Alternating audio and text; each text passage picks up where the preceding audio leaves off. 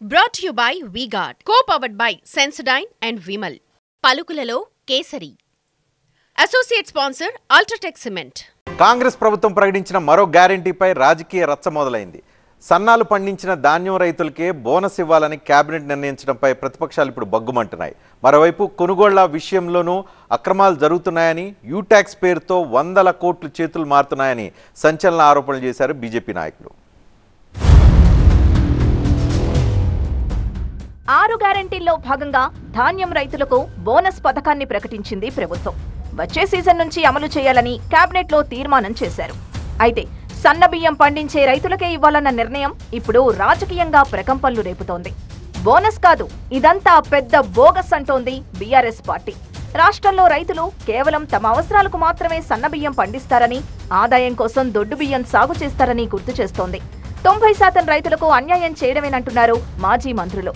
ఓట్లు పడగానే సీఎం రేవంత్ రెడ్డి మాట మార్చాడని, కేవలం సన్న రకానికే 500 బోనస్ ఇస్తాననడం మోసపూరిత చర్య అంటోంది ప్రతిపక్షం. బోనస్ అంతా బోగస్ అయిందని మాత్రం ఇవాళ రాష్ట్ర రైతాంగానికి అర్థమవుతా ఉంది. ఓట్లు డబ్బాలు పడంగానే తెల్లారే చెప్పింది, డబ్బాలు రాత్రి సీలైనాయి, పొద్దుగాల రివ్యూ మీటింగ్ పెట్టి సన్న వడ్లకి మాత్రమే ఇస్తాం బోనస్ అని చెప్పింది. అంటే ఓడ దాటదాకా ఓడమల్లప్ప, ఓడ దాటినాక బోడమల్లప్ప. మరోవైపు ధాన్యం కొనుగోళ్లలో తరుగు పేరుతో 10% వరకు తీసేసి దోచుకుంటున్నారని ఆరోపించింది బీజేపీ. కొత్తగా రాష్ట్రంలో యూటాక్స్ పేరుతో వసూళ్లకు పాల్పడుతున్నారని, వందల కోట్లు చేతులు మారుతున్నాయని సంచలన ఆరోపణలు చేశారు బీజేపీ శాసనసభాపక్ష నేత మహేశ్వర్ రెడ్డి. ఈ ధాన్యం అధికంగా జోకినటువంటి రైస్ మిల్లర్లు యూటాక్స్ పేరు మీద మరి మంత్రి గారికి ఎంత ఇస్తా ఉన్నారు, అధికారులకు ఎంత ఇస్తున్నారు? నాకున్న సమాచారం ప్రకారం 500 కోట్ల రూపాయలు మొన్న చేతులు మారితే ఉత్తమ్ కుమార్ రెడ్డి గారు దాంట్లో నుంచి 100 కోట్ల రూపాయలు పార్టీ ఫండ్గా మొన్న ఎలక్షన్లో ఢిల్లీకి పంపిన మాట వాస్తవం కాదా? ప్రతిపక్షాలు ప్రజల్ని తప్పుదోవ పట్టించే ప్రయత్నం చేస్తున్నాయని కౌంటర్ ఇచ్చారు డిప్యూటీ సీఎం మల్లు భట్టి విక్రమార్క. వరి కొనుగోళ్ల విషయంలో రైతులు ఎలాంటి ఆందోళన చెందాల్సిన అవసరం లేదని స్పష్టం చేశారు. సన్న బియ్యానికే బోనస్ అనలేదని, సన్నాలతో 500 రూపాయల బోనస్ ప్రక్రియను మొదలుపెట్టామన్నారు మంత్రి. ఒకప్పుడు వరి వేస్తే ఉరే అన్నవాళ్లు విమర్శలు చేయడమేంటని నిలదీశారు. సన్న బియ్యానికే 500 ఇస్తున్నారు అని చెప్తా ఉన్నారు. నేను చెప్పేది ఏంటంటే సన్న ధాన్యం కొనుగోలుతో మొదలు పెడుతున్నాం అన్నాం. సన్నాలు పండించే వాళ్ళకి కొన్ని ఇబ్బందులు ఉంటాయి, కొంత పెట్టుబడి ఎక్కువ ఉంటుంది, కొంత దిగుబడి తక్కువ ఉంటుంది. వాళ్ళకి మనం బోనస్ ఇద్దామని చెప్పి ప్రాథమికంగా నిన్న క్యాబినెట్లో నిర్ణయం చేస్తే తెల్లారిపాటికి ఏ రకంగా మురుగుతున్నారో మీరు చూశారు. అటు ధాన్యానికి బోనస్ పై రచ్చ, ఇటు అవినీతి ఆరోపణలతో తెలంగాణ రాజకీయాలు మరోసారి హీట్ ఎక్కాయి. ఇది కాంగ్రెస్ పార్టీ మేనిఫెస్టో.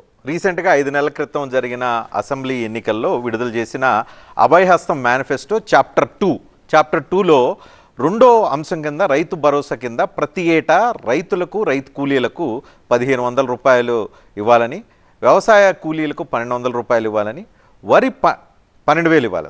12,000, 15,000 ఏమో రైతులకు, కౌలు రైతులకు, వ్యవసాయ కూలీలకు 12,000 రూపాయలు ఇవ్వాలని, వరి పంటకు కింటాలకు 500 రూపాయల చొప్పున బోనస్ ఇవ్వాలని హైలైట్ కూడా చేసి పెట్టారు.